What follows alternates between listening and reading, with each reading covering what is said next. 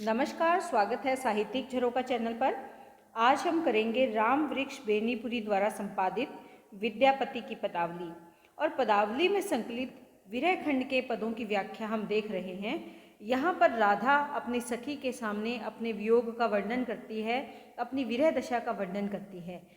आज के पद में हम देखेंगे कि सखी कृष्ण से मिलकर राधा की विरह अवस्था को किस प्रकार कृष्ण के सामने अभिव्यक्त करती है।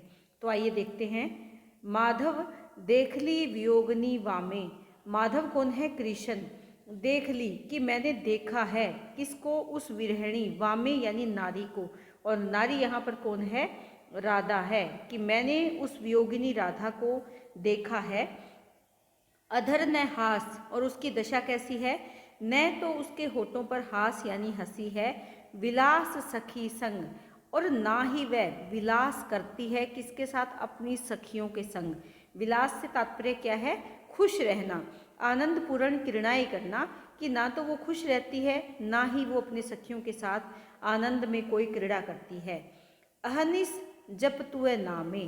अहनिस यानी दिन और रात्रि में जपती रहती है, तुए तुम्हारे नाम को, तुम्हारे ही नाम की माला जपती है, अर्थात तुम्हारा नाम लेकर वो तुम्हें रात दिन याद करती है। आनंद सरद सुधाकर समतसु। पहले आनंद, आनंद से तात्पर्य क्या है? सुंदर या खुशी से पूर्ण। उसका मुख कैसा था? आनंद, आनंद से तात्पर्य क्या है? मुख। यहाँ पर थोड़ा ध्यान दें। आनंद यानी मुख कैसा था? शरद, शीत ऋतु का जो चांद होता है, चंद्रमा होता है, क्योंकि शीत ऋतु में आसमान साफ होता है, धूल मिट्टी नहीं होती। ऐसे में जो चंद्रमा है वो एक अलग ही चमक के साथ चमकता है। तो पहले उसका मुख कैसा था? शीत ऋतु के चंद्रमा के समान, सम यानी समान, तसु उसका मुख कैसा था? उसका किसका? राधा का मुख शीत ऋतु के चंद्रमा के समान सुंदर था, चमकता था। बोलई मधुर धुनी बानी, और जब वो बोलती थी तो उसके स्वर में, बोलने से क्या है? मधुर धुन उत्पन्न होती थी। किससे? उसकी वाणी से। यानी उसकी वाणी कैसी थी? कोमल थी, मधुरिम थी, मिठास थी।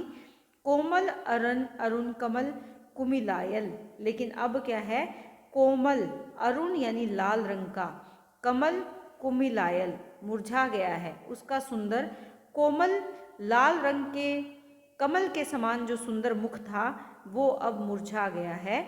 देखी मन अइलहूँ जानी, कि उसकी दशा को देख कर ही, उसकी दशा को जान कर ही मैं तुम्हारे पास अइलहूँ आई हूँ।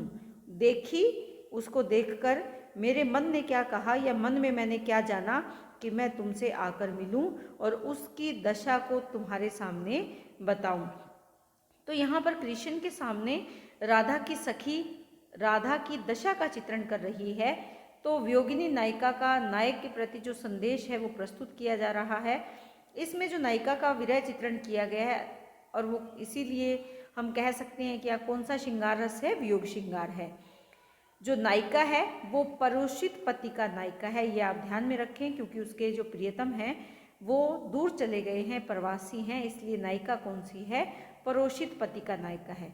इसके साथ आप अगर ध्यान देंगे तो यहाँ पर सम इस शब्द का प्रयोग हुआ है। किसके समान है? यानी यहाँ पर कौन सा अलंकार है? उपमा अलंकार है। नायिका का मुख कैसा? शरद ऋतु में जैसा चांद होता है। तो यहाँ कौन सा अलंकार आएगा? उपमा अलंकार है इस पंक्ति में। कमल के समान, लाल कमल के समान कोमल नायिका का चेहरा है।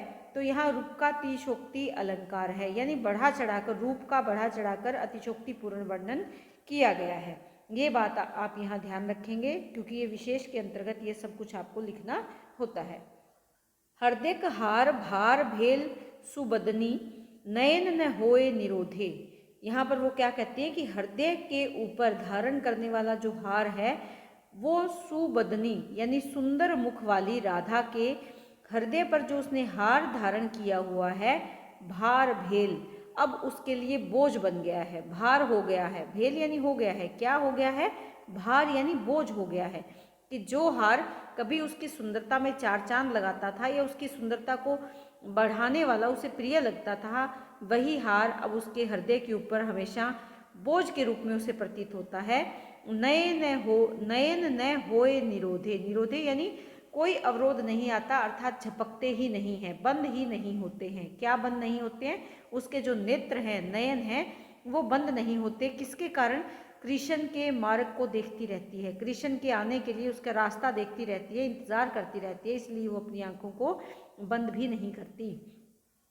सखी सब आए खेलाओल रंग करी, तसु मन किछो न बोधे। यहाँ पर वो क्या कहती हैं कि सभी सखियां आती हैं, किस लिए आती हैं? खेलाओल रंग करी, कि उसके साथ आनंद पूर्वक खेलने के लिए। रंग से तात्पर्य क्या है?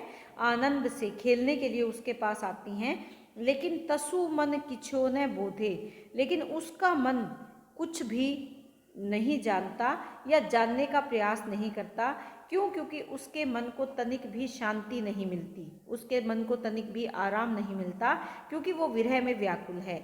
रगड़ाल चानन मृगमद कुमकुम, सभी तेजली तुए लागी। यहाँ पर वो क्या है कि उसने तुम्हारे वियोग में रगड़ाल यानी लगाना, क्या लगाना? चानन। चानन से तात्पर्य क्या है? चंदन।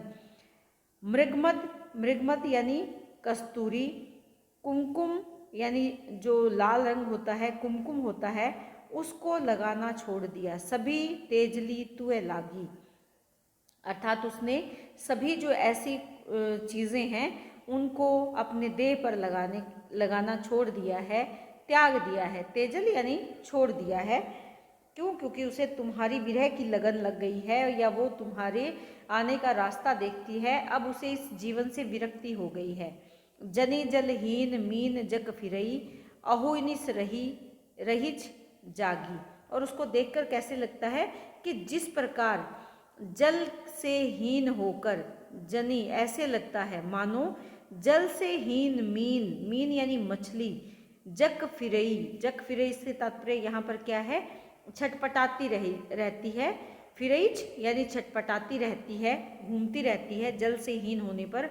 अहोनिस, अहोनिस यानी दिन और रात में। रहीच जागी, रहीच रहती है, जागी जागते हुए। कि उसी प्रकार विरह की पीड़ा के कारण तुम्हारी प्रेयसी या तुम्हारी राधा भी व्याकुल होकर दिन रात छटपटाती रहती है। बिल्कुल वैसे ही जैसे विरह, जैसे मछली पानी में हमेशा हिलती रहती है, उसे एक मिनट भी चैन नहीं आता, उसी प्रकार तुम्हारी विरह के कारण राधा को भी दिन में आराम नहीं मिलता और रात में नींद भी नहीं आती।